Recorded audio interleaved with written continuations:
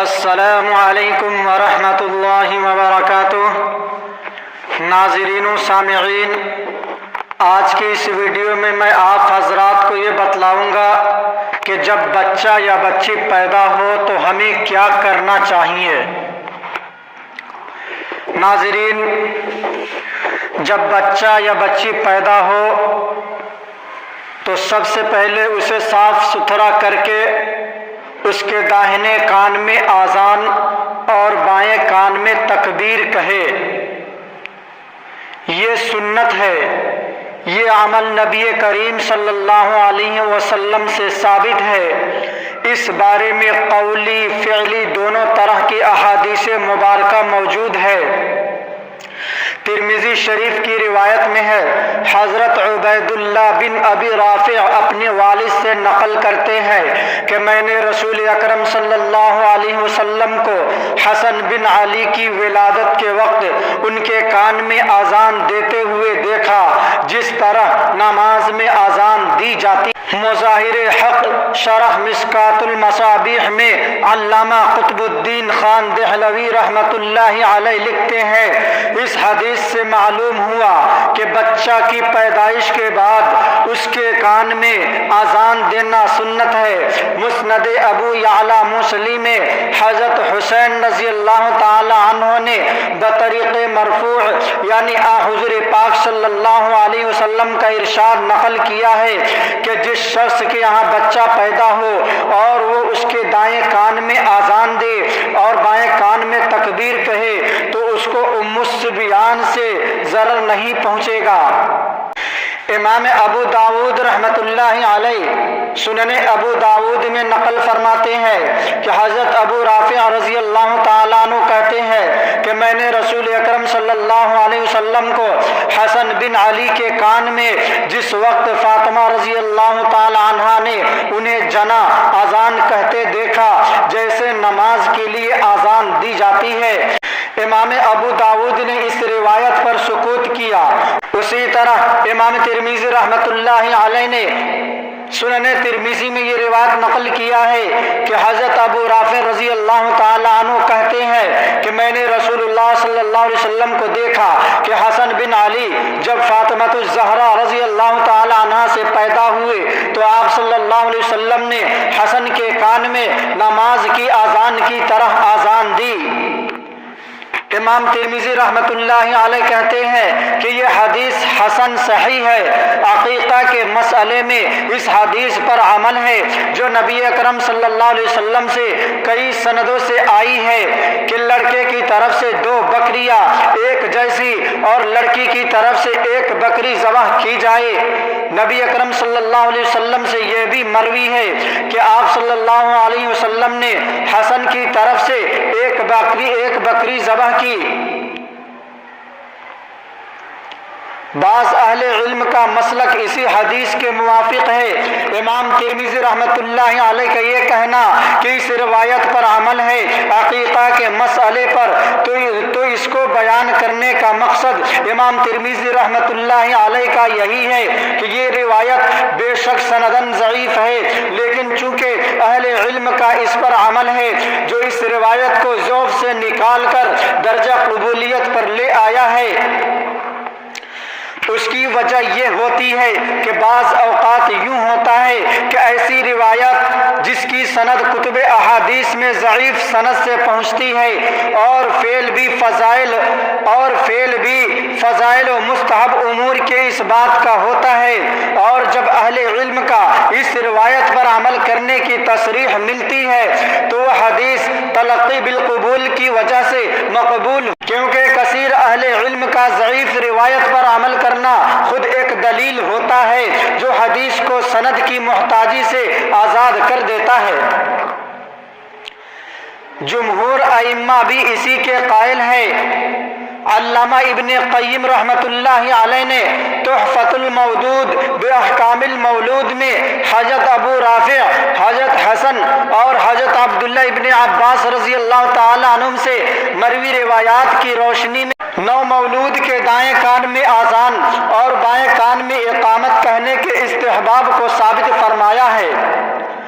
اور مصنف عبدالرزاق میں ہے کہ حضرت عمر بن عبدالعزیز رحمۃ اللہ علیہ کی یہاں جب کوئی بچہ پیدا ہوتا تو آپ اسے لے کر اس کے دائیں کان میں اذان اور بائیں کان میں اقامت کہتے اور اسی جگہ اس کا کوئی نام رکھتے۔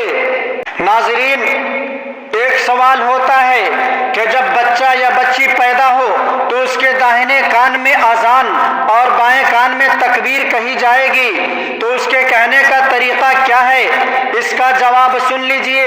نومولود کے کان میں اذان دینے کا طریقہ یہ ہے کہ جب بچہ پیدا ہو تو نہلانے کے بعد، صاف ستھرا کرنے کے بعد بچے کو اپنے ہاتھوں پر اٹھائے اور قبلہ رخ ہو کر پہلے بچے کے دائیں کان میں اذان اور پھر بائیں کان میں اقامت کہے، حی علی الصلاۃ اور حی علی الفلاح کہتے ہوئے دائیں بائیں چہرہ بھی پھیرے۔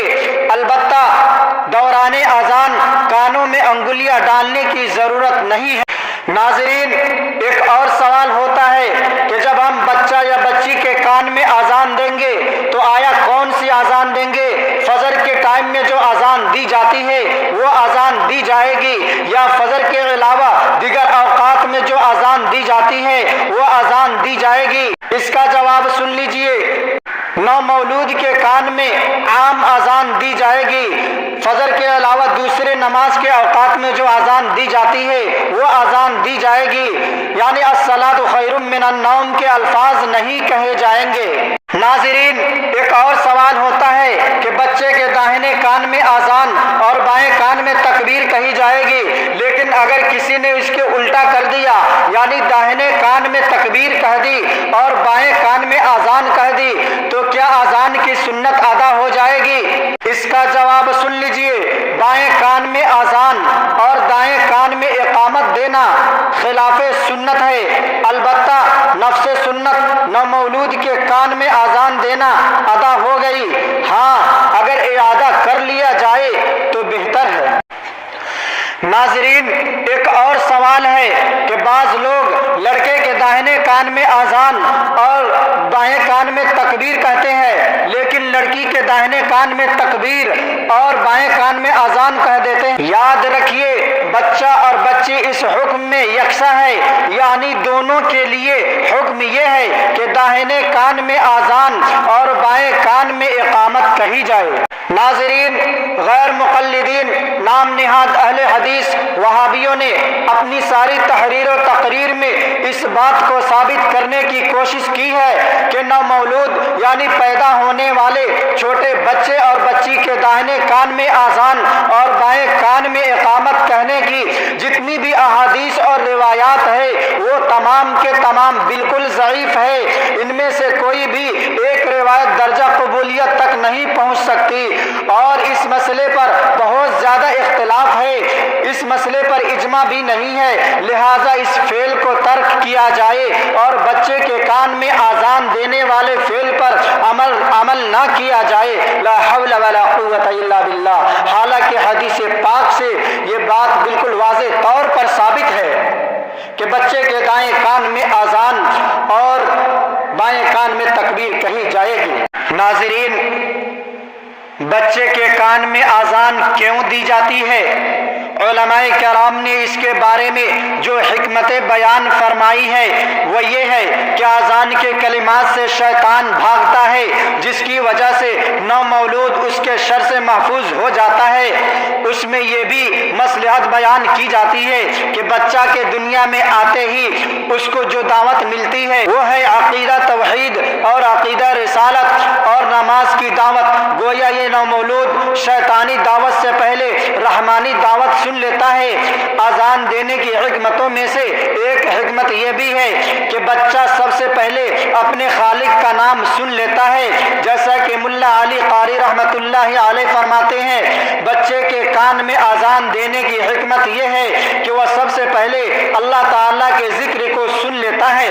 ناظرین، میں اپنی ماؤں، بہنوں، بیٹیوں سے بطور خاص یہ عرض کروں گا کہ جب بچے کی آپ کے یہاں پیدائش ہو تو سب سے پہلے اس چیز کا اہتمام کرے کہ اس بچے کے داہنے کان میں آذان اور بائیں کان میں تکبیر کہنی چاہیے، یہ بات بتانے کے لیے کہ بچے کے کان میں سب سے پہلے جو آواز جائے وہ اللہ کے نام اور اللہ کے رسول صلی اللہ علیہ وسلم کی آواز جائے، اور بچے کے کان کے ذریعے دماغ میں یہ بات بیٹھ جائے کہ میں اللہ کا بندہ ہوں اور حضور اکرم حضرت محمد صلی اللہ علیہ وسلم کا امتی ہوں۔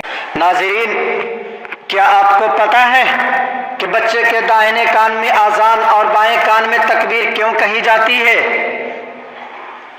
بچے کے داہنے کان میں آذان اور بائیں کان میں تکبیر اس لیے کہی جاتی ہے کہ اسے یہ بتلا دیا جاتا ہے کہ دیکھو تمہاری آذان بھی ہو چکی ہے اور تکبیر بھی کہی جا چکی ہے، صرف نماز باقی ہے، یعنی نماز جنازہ باقی ہے۔ اتنا تھوڑا سا وقت ہے، اس میں تم کو آخرت کی تیاری کرنی ہے۔ اس لیے میرے محترم ناظرین، ہم سب آج ہی توبہ کر لے اور اللہ تعالیٰ سے معافی مانگ لے اور آخرت کی تیاری میں لگ جائے، چونکہ تکبیر کے بعد جماعت کھڑی ہونے میں بہت تھوڑا سا وقفہ ہوتا ہے، بہت تھوڑا سا وقت ہوتا ہے۔ بالکل اسی طرح لے لیجئے، یہ جو دنیا کی زندگی ہے یہ ہمارے لیے بالکل اتنا مختصر ہے اور اسی میں ہم سب کو آخرت کی تیاری کرنی ہے۔